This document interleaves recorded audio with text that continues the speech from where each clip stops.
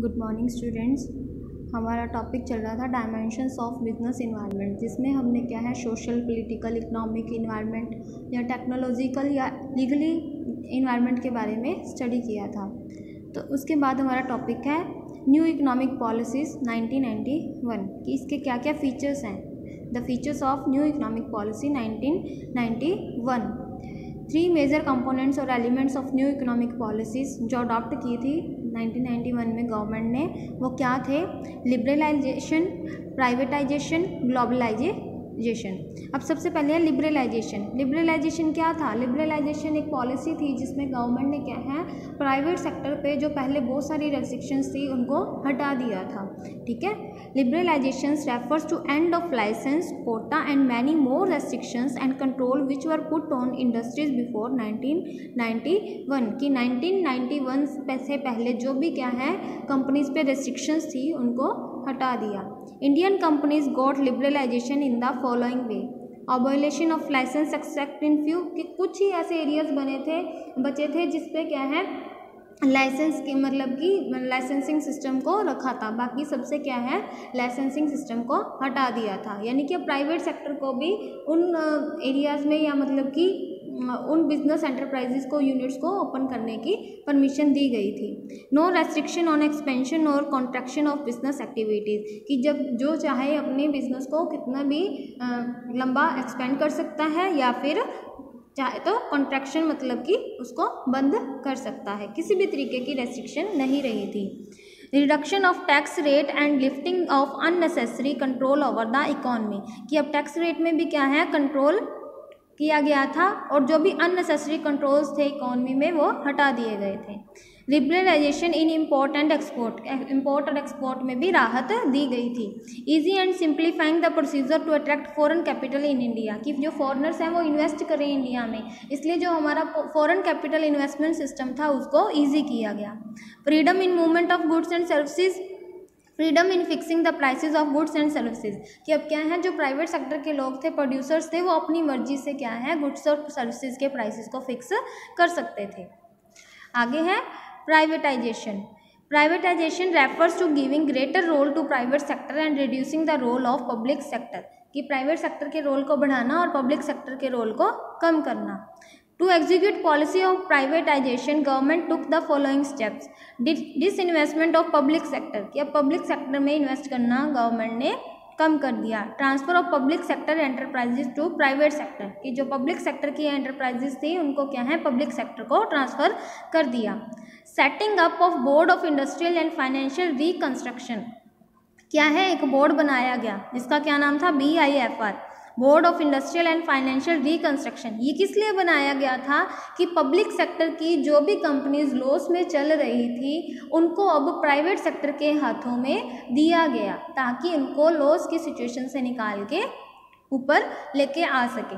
ठीक है। This board was set up to revive और close sick units. Close sick units का मतलब जो कि लॉस में चल रही थी in public sector enterprises suffering loss, उनको अब प्राइवेट सेक्टर को दिया गया या उन इंडस्ट्रीज़ को बंद किया गया या तो जो मतलब कि बहुत ज़्यादा लॉस में चल रही थी उनको बंद किया गया या कुछ कंपनी जो ऐसी थी मतलब कि जिनको प्राइवेट सेक्टर को संभाला गया कि वो उसको क्या है वापस से शुरू करके लॉस की सिचुएशन से बाहर लेके आ सके। Dilution of stake of the government if in the process of disinvestment private sector acquires मतलब more than 51% then it results to in transfer of ownership and management to the private sector. Dilution of stake of government मतलब कि अब government का मतलब कि जो role है वो कम किया गया। जो भी ऐसी कंपनीज थी प्राइवेट सेक्टर की जिन्होंने क्या है 51% शेयर्स एक्वायर किए हुए थे, अब वो जो कंपनीज की ओनरशिप थी कम्प्लीटली उनको प्राइवेट सेक्टर के अंडर कर दिया गया। पहले उसमें क्या है गवर्नमेंट इंटरवेंशन होता था बट अब उसको क्या है बिल्कुल ख़त्म कर दिया गया। थर्ड है हमारा globalisation. It refers to integration of various economies of the world, यानी कि वर्ल्ड की सारी इकोनॉमीज को इंटीग्रेट करना। Till 1991 Indian government was following strict policy in regard to import and foreign investment in regard to licensing of imports, tariff, restrictions etcetera. कि 1991 तक क्या है, इंडियन गवर्नमेंट क्या है, एक स्ट्रिक्ट पॉलिसी फॉलो कर रही थी, चाहे वो इम्पोर्ट से रिलेटेड हो, एक्सपोर्ट से रिलेटेड हो, या फिर फॉरेन इन्वेस्टमेंट से रिलेटेड हो, लाइसेंसिंग सिस्टम से हो, टैरिफ का मतलब टैक्स से रिलेटेड हो, ठीक है, रेस्ट्रिक्शंस एटसेट्रा जो भी थी।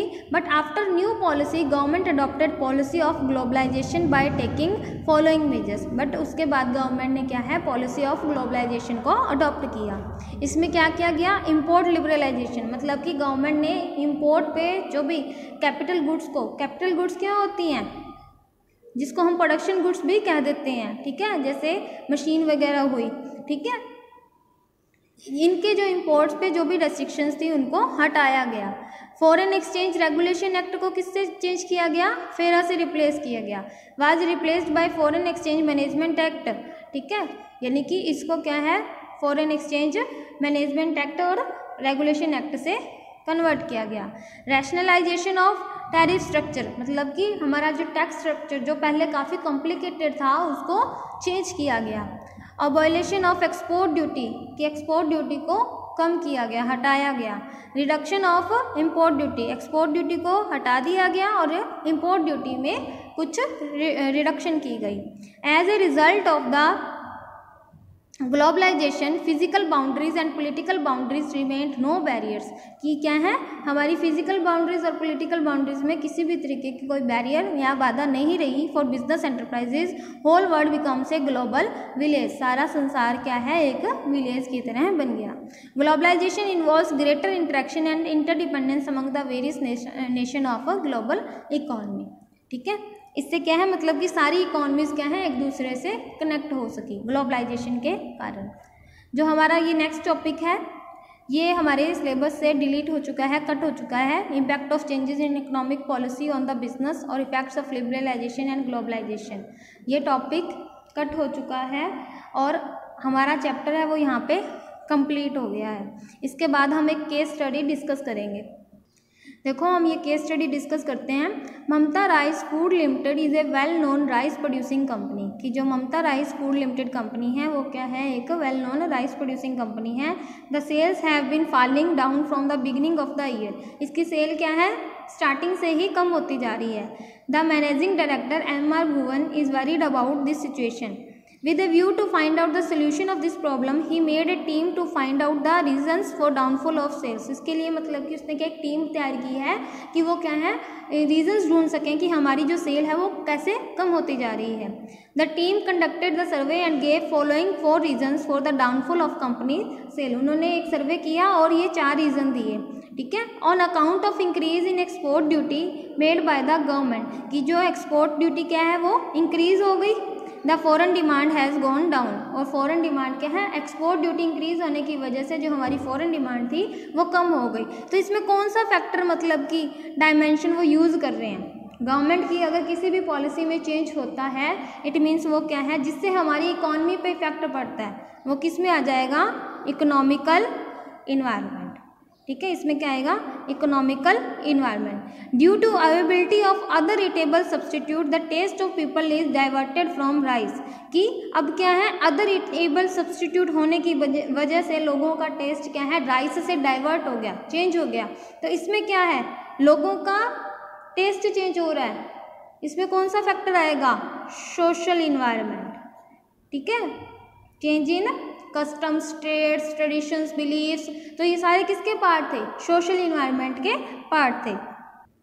आगे थर्ड देखो, the competitors imported new technology machine and are producing better quality rice. उन्होंने सर्वे में क्या देखा कि जो हमारे कंपिटिटर्स हैं उन्होंने न्यू टेक्नोलॉजी की जो मशीन्स हैं वो इंपोर्ट की हैं और हमसे बेटर क्वालिटी के जो राइस हैं वो प्रोड्यूस कर रहे हैं।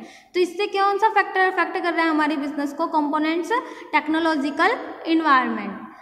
Due to strain with neighbouring countries, government मतलब कि थोड़े रिलेशन अच्छे ना होना पड़ोसी देशों के साथ हमारी सरकार के, and our country's government export is affected, जिसके कारण हमारे एक्सपोर्ट पे क्या पड़ा, इफेक्ट पड़ा। तो इस पे क्या है, पॉलिटिकल, मतलब कि किस तरह की गवर्नमेंट है हमारी, उसके रिलेशंस कैसे हैं या कैसा एटीट्यूड है बिजनेस की तरफ, उसकी वजह से। तो इसमें क्या आ जाएगा, पॉलिटिकल इन्वायरमेंट।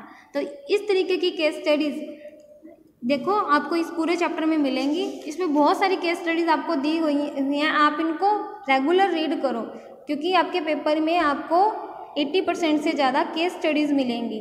और अगर आप इनको अभी स्टडी नहीं करोगे तो आपको एट ए टाइम ये समझने में मुश्किल होगी। तो साथ साथ जो भी चैप्टर होता जा रहा है उसकी केस स्टडीज़ आप रीड करते जाओ। कोई भी केस स्टडी आपको समझ नहीं आती तो आप मेरे से कभी भी पूछ सकते हो, ठीक है। आप डिस्कस करो, क्योंकि ये डिस्कस करने से ईजिली हमें समझ आ जाएंगी। और आपका एक टेस्ट भी होगा संडे को फर्स्ट चैप्टर का, ठीक है। फर्स्ट चैप्टर का एक आपका टेस्ट होगा इस संडे को, वो भी आप अच्छे से तैयार करें। और टेस्ट अच्छा होना चाहिए और सारे अपनी ऑनेस्टली उस टेस्ट को कंप्लीट करेंगे। और फिर जब ट्यूसडे को आपकी नोटबुक्स जो रिटर्न सैटरडे को आती हैं, वो जब रिटर्न करने जाएंगे तब वो आपसे वो टेस्ट नोटबुक्स कलेक्ट की जाएंगी। Okay, thank you.